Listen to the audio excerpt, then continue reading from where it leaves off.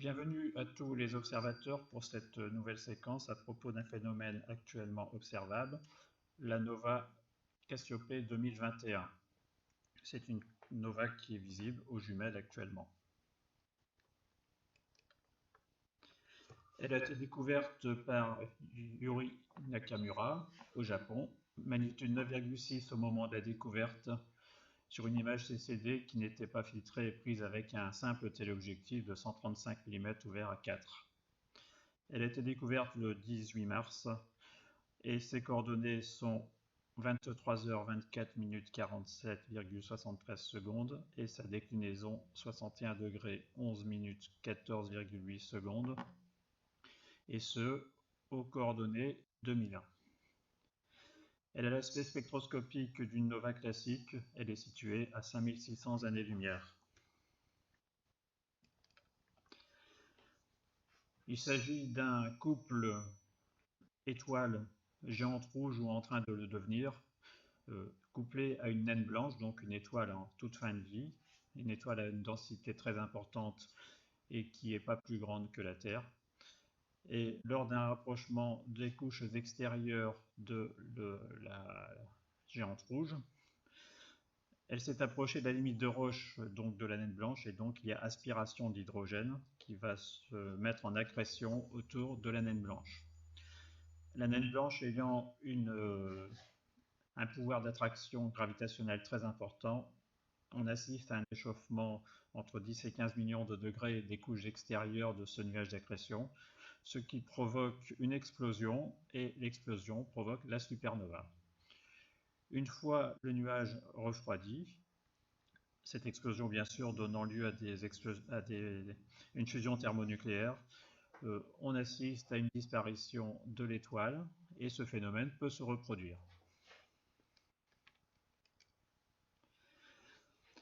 La nova est visible toute la nuit, du coucher jusqu'au lever du soleil. Bien sûr, il vaut mieux l'observer pendant la nuit astronomique.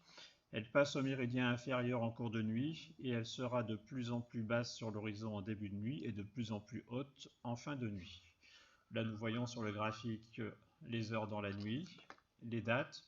Là, je les ai figurées du 23 mars jusqu'à la fin avril. Et ici, c'est le coucher du soleil, crépuscule civil, donc apparition des premières étoiles correspondant à un soleil à 6 degrés sous l'horizon.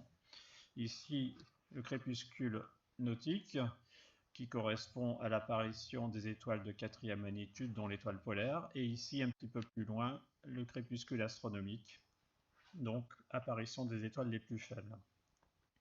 Ici, nous avons les courbes d'iso-hauteur. Ici, 30 degrés, 40 degrés, 50 degrés. Bon, ici, il fait jour, donc ça ne concerne pas. Et ici, vous voyez que actuellement, là, sur le début de la session, au niveau du début de la nuit astronomique, on est environ 30 degrés de hauteur. Et à la fin de la nuit astronomique, environ 40. Et plus on va descendre dans le mois, plus on va avoir cette hauteur ici à 30 degrés et à 40 degrés qui vont survenir tôt dans la deuxième partie de nuit, et à l'inverse, la descente en dessous de 30 degrés qui sera de plus en plus en début de nuit, donc il vaut mieux l'observer plutôt vers la fin de nuit.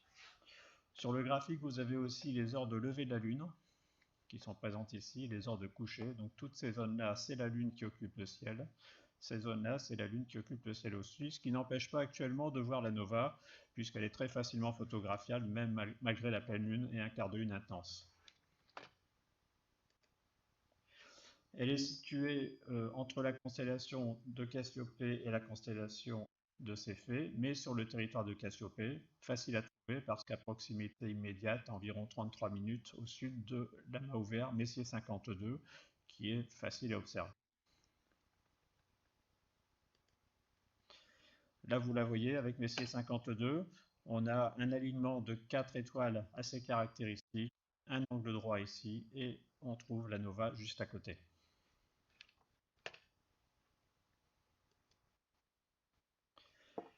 Quelques images réalisées donc le 22 mars avec un epsilon 160. Elle était alors de magnitude 7,8, magnitude mesurée sur iris. En virage HDR, évidemment, on a beaucoup plus d'étoiles sur le fond de ciel. Ça, c'est une technique qui a été décrite lors de la soirée avec la comparaison des deux images qui est sur le site. Les deux images de la conjonction Jupiter-Saturne du 20 et 21 décembre dernier.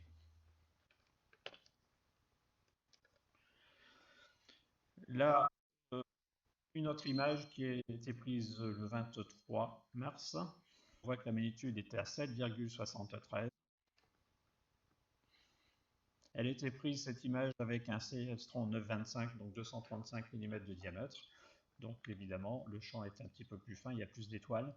Mais tout ceci pour vous dire qu'avec des gros téléobjectifs, des petites lunettes ou des télescopes de 200-250 mm de diamètre, vous pouvez la situer facilement et en faire l'estimation de magnitude.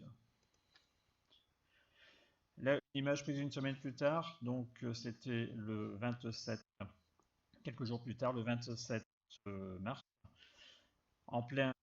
dans une éclaircie, un ciel brumeux avec la pleine lune, toujours à l'epsilon, donc vous voyez qu'on arrive quand même à accrocher pas mal d'étoiles.